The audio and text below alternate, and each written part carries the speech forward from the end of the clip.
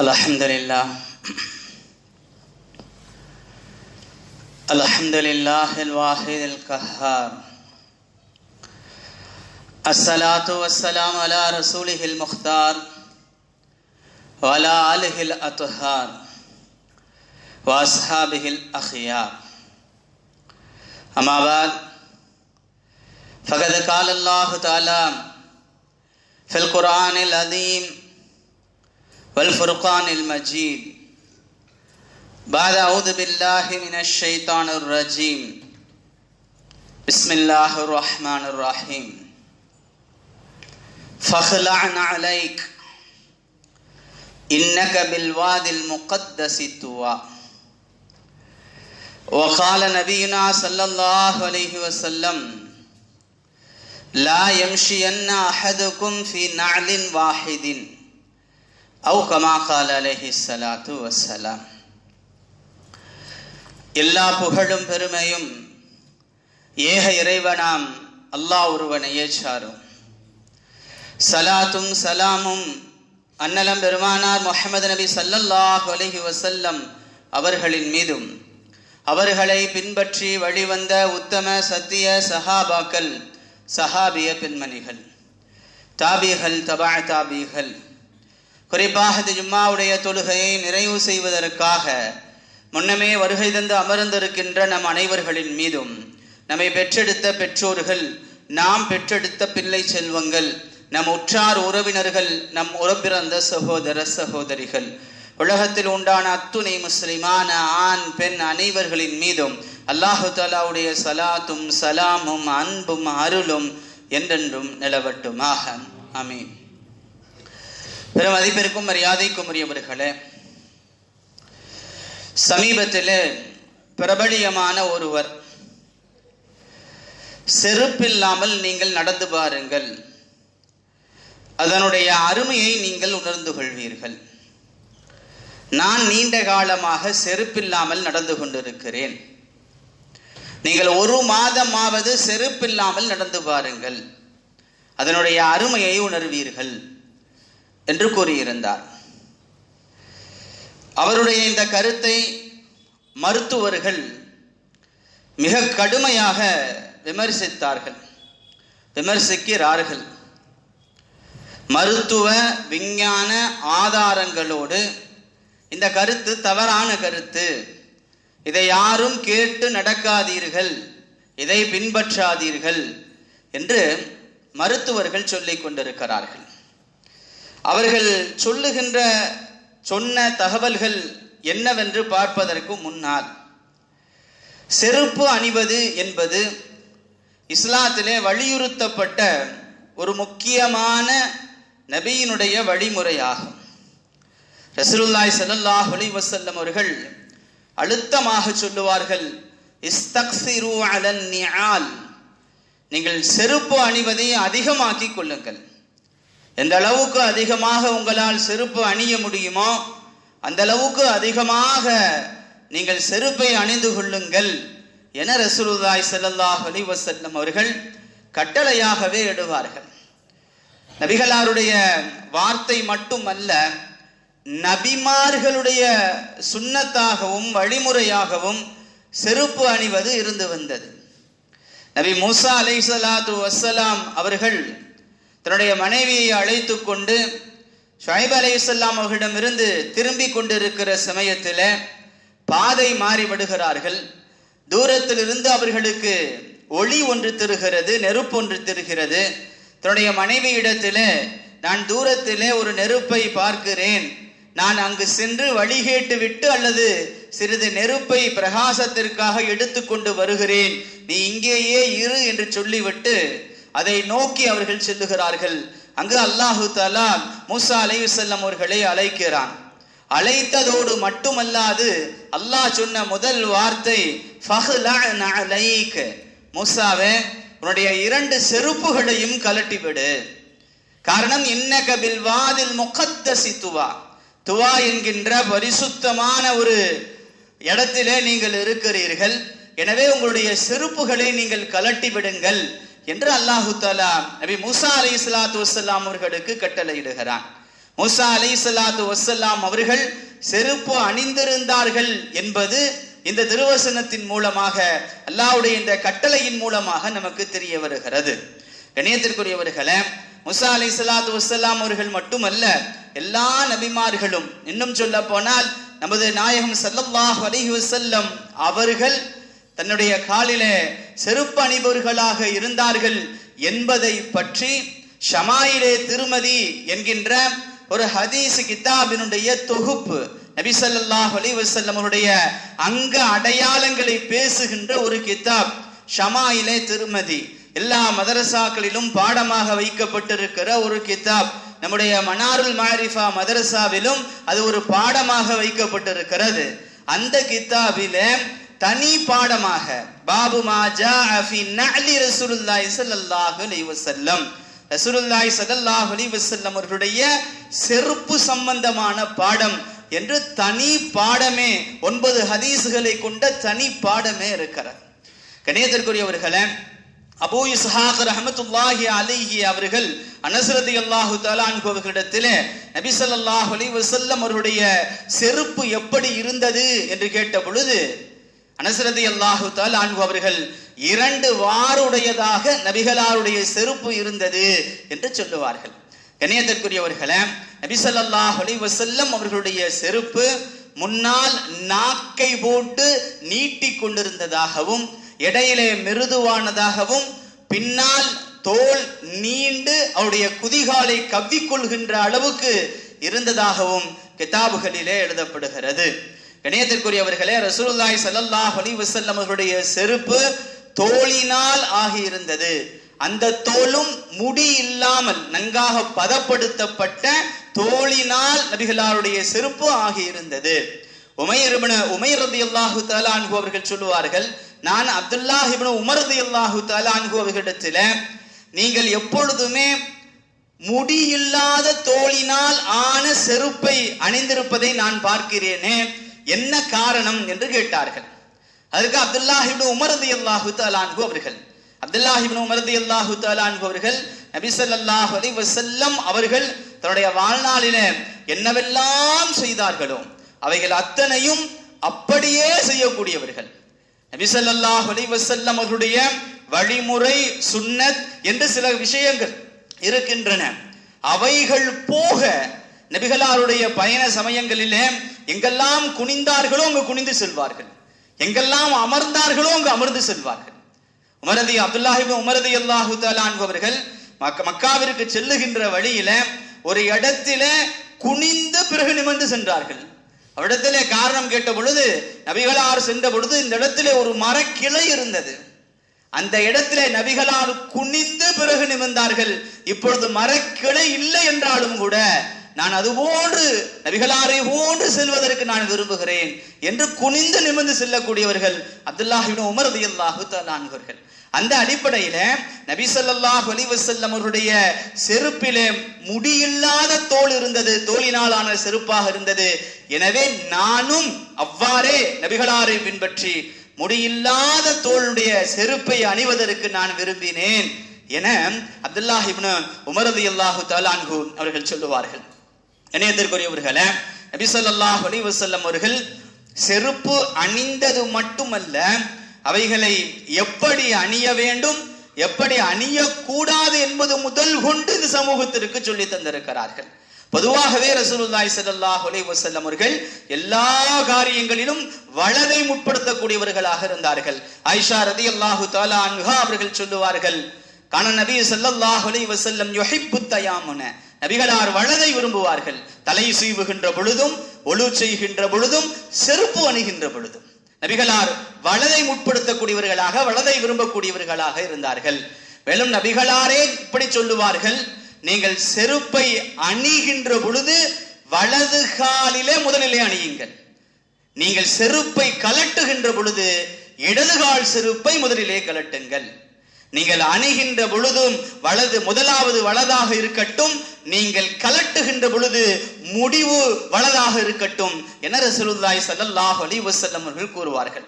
கண்ணியத்திற்குரியவர்களே, நபிகளார் வலியுறுத்தி சொல்லுகின்ற ஒரு விஷயம், நபிகளார் விரும்பி செய்த ஒரு விஷயம், செருப்பு அணிகின்ற பொழுது வலதிலே முதல் காலை வலதிலே வைத்து அணிய வேண்டும், பிறகு இடதை வைத்து அணிய வேண்டும். நம்ம சாதாரணமாக செருப்பை எந்த விதமான கவனமும் இல்லாமல் கலட்டுகிறோம், அணிகிறோம். கணேசத்திற்குரியவர்களே, இன்றிலிருந்து இந்த செய்தியை கேட்டதிலிருந்து செருப்பை அணிகின்ற பொழுது முதலிலே வலதையும், கலட்டுகின்ற பொழுது முதலிலே இடதையும் கலட்டி பழகிவிடுவோமே, ஆனால் செருப்பு அணிவதும் நன்மையாக மாறிவிடும்.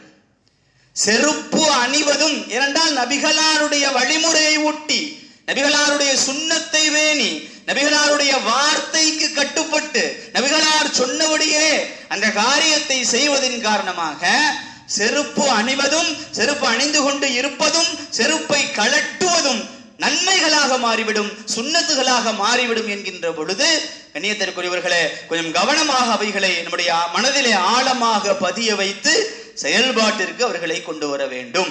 மேலும் ரசூலுல்லாஹி ஸல்லல்லாஹு அலைஹி வஸல்லம் அவர்கள் ஒற்றை செருப்பை மட்டும் அணிந்து கொண்டு நடப்பதை தடை செய்திருக்கிறார்கள். லா யம்ஷியன் அஹதுக்கும், உங்களில் ஒருவர் நடக்க வேண்டாம், ஃபீ நஅலின் வாஹிதின், ஒரு செருப்பை மட்டும் அணிந்த நிலையில நீங்கள் நடக்க வேண்டாம் என ரசூலுல்லாஹி ஸல்லல்லாஹு அலைஹி வஸல்லம் அவர்கள் கூறியிருக்கிறார்கள். கண்ணியத்திற்குரியவர்களே, ஆக செருப்பு அணிவது என்பது நபி ஸல்லல்லாஹு அலைஹி வஸல்லம் ஏவுகின்ற, கற்றுத்தருகின்ற ஒரு அற்புதமான நபிகளாருடைய வழிமுறை, நபிமார்களுடைய வழிமுறையும் கூட. நபி ஸல்லல்லாஹு அலைஹி வஸல்லம் அவர்கள் அதற்காக சில வழிமுறைகளையும் சொல்லி தந்திருக்கிறார்கள். கண்ணியத்திற்குரியவர்களே, அப்படியானால் செருப்பு அணியாமல் இருப்பது என்பது சில சங்கடங்களையும் சில தீங்குகளையும் மனிதர்களுக்கு கொண்டு வந்து சேர்க்கும் என்பதிலே இருவேறு கருத்துகளுக்கு இடம் இருக்காது.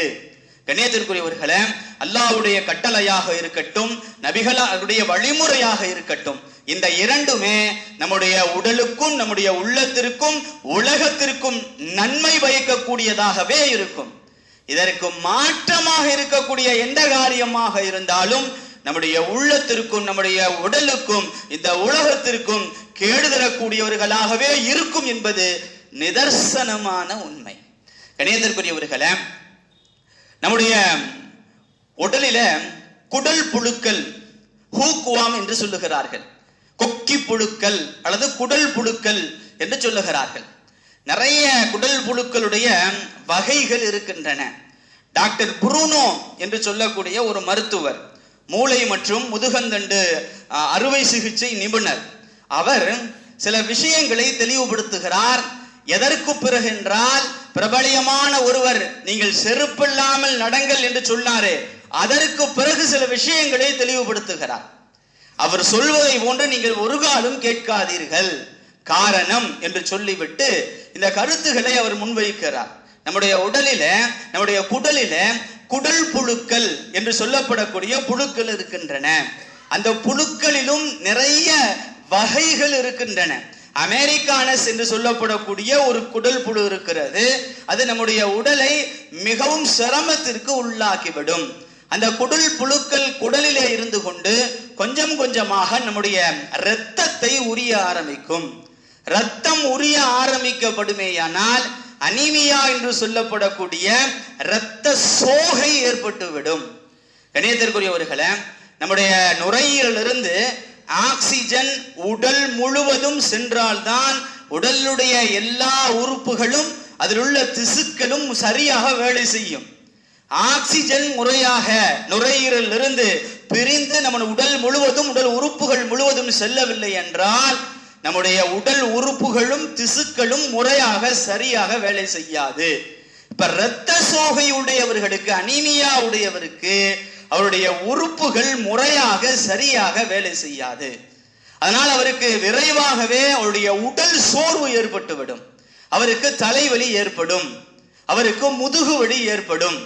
கணியத்திற்குரியவர்களே, இன்னும் சொல்வதையானால் அவருக்கு இதய நோயை, இரத்த சோகை உண்டாக்கிவிடும். அதிலும் பெண்களுக்கு இரத்த சோகை அனீமியா வந்து விடுமேயானால் அவருடைய கர்ப்ப காலத்திலே அது மிக பெரும் பிரச்சனையாக உருவெடுக்கும். கர்ப்பத்தில் இருக்கக்கூடிய குழந்தைக்கு முறையான வளர்ச்சி இருக்காது. பிரசவ சமயத்திலே பெரும் சிரமத்திற்கு ஆளாகி விடுவார்கள். பிரசவ நேரத்திலே அந்த தாய் மரணிப்பதற்கு கூட வாய்ப்பு இருக்கிறது. பிரசவ நேரத்திலே அந்த குழந்தை மரணிப்பதற்கு கூட வாய்ப்பு இருக்கிறது. அந்த குழந்தையையும் அது தாக்கிவிடுமேயானால் குழந்தைக்குண்டான எல்லா வளர்ச்சிகளும் தடைபட்டு போகும். இவ்வாறு நிறைய பிரச்சனைகள் அந்த இரத்த சோகையினால், அனீமியாவினால் ஏற்படுகிறது. அந்த இரத்த சோகை உருவாக்கக்கூடியது அந்த குடல் புழுக்கள் ஆகும். கணேசத்திற்குரியவர்களே, இந்த குடல் புழுக்கள் எப்படி குடலுக்குள் செல்கின்றன என்று கேட்கப்படுகின்ற பொழுது அவர் சொல்லுகின்ற பதில், முதலிலே இந்த குடல் புழுக்கள் நம்முடைய கால்களை முதலிலே பற்றிக் கொள்ளும். பிறகு காலிலிருந்து இரத்தத்தின் வழியாக நுரையீரலுக்கு சென்று, அங்கிருந்து காற்று குழாயின் வழியாக இரத்த குழாய்க்கு சென்று, அதிலிருந்து உணவு குழாய்க்கு சென்று, அதிலிருந்து குடலிலே போய் அமர்ந்து கொள்கிறது. கணேசத்திற்குரியவர்களே, அந்த புழுக்களும் சாதாரணமாக சில காலங்களிலே குடலை விட்டு செல்லாது. ஏறத்தாழ 15 ஆண்டு காலங்கள் அது குடலிலேயே தங்கிக் கொள்ளும். இருந்து கொஞ்சம் கொஞ்சமாக உடலில் இருக்கக்கூடிய எல்லா இரத்தங்களையும் உரிந்து நம்மை மரணிக்க செய்யாமல் விடாது. கணேசத்திற்குரியவர்களே, இப்ப இதை விட்டும் பாதுகாப்பதற்கு என்ன வழி என்று டாக்டர் புரோவிடம் கேட்ட பொழுது அவர் சொன்ன ஒரே வார்த்தை வெரி சிம்பிள், செருப்பு போடுங்க என்பது. செருப்பில்லாமல் நீங்கள் எங்கும் நடக்காதீர்கள். செருப்பில்லாமல் நீங்கள் வெளியே செல்லாதீர்கள். செருப்பில்லாமல் கழிவறைக்கு செல்லாதீர்கள். நீங்கள் செருப்பு அணியுங்கள். இவ்வளவு பெரிய வியாதிக்கு அது மருந்தாக, அது அண்ட முடியாத ஒரு பெரும் பாதுகாப்பாக அது இருக்கிறது. இது போன்ற மடையர்கள் சொல்லுவதை, இது போன்ற கிறுக்கர்கள் உளறுவதை நீங்கள் எந்த வகையிலும் காது கொடுத்து கேட்டு செருப்பில்லாமல் நீங்கள் பூமியிலே நடந்து விடாதீர்கள். கணேசத்திற்குரியவர்களே, டாக்டர் ஃபரூக் அப்துல்லா என்று சொல்லப்படக்கூடியவர் இன்னும் தெளிவாக அவர் இப்படி சொல்லுவார், சுகர் பேஷண்ட்களுக்கு செருப்பில்லாமல் நடப்பது என்பது அவருடைய உயிரை மாய்த்துக் கொள்வதற்கு சமம். காரணம், சுகர் பேஷண்ட்களுக்கு காலிலே முதலிலே அவர்கள் அடிபடுவதே காலில் தான். காலில் அடிபட்டு சின்ன புண்ணாக வருவது கொஞ்சம் கொஞ்சமாக அது ஆறாமல் இருந்து அது புழு வைத்து அவருடைய விரலை எடுத்து, காலை எடுத்து, முட்டு வரை எடுத்து, அதற்கு பிறகு அவருடைய எல்லா உறுப்புகளும் செயலிழந்து போகக்கூடிய அளவிற்கு பெரும் பிரச்சனைகளுக்கு காரணமாக இருப்பது செருப்பில்லாமல் நடப்பது. அப்படியான ஒரு பேஷண்டையும் நான் பார்த்திருக்கிறேன். அது வயது முதிர்ந்த மூதாட்டி, சுகர் உள்ளவள். ஒரு சமயம் காலெல்லாம் புழு வைத்த நிலையில என்னிடத்துல வந்தார். நான் காரணம் கேட்ட பொழுது, சில காலமாக நான் செருப்பில்லாமல் நடந்தேன் என்று சொன்னார். பொதுவாகவே சுகர் பேஷண்ட்களுக்கு மருத்துவர்கள் முதலாக சொல்லுகின்ற விஷயமே செருப்பில்லாமல் எங்கும் நடக்காதீர்கள் என்பதுதான்.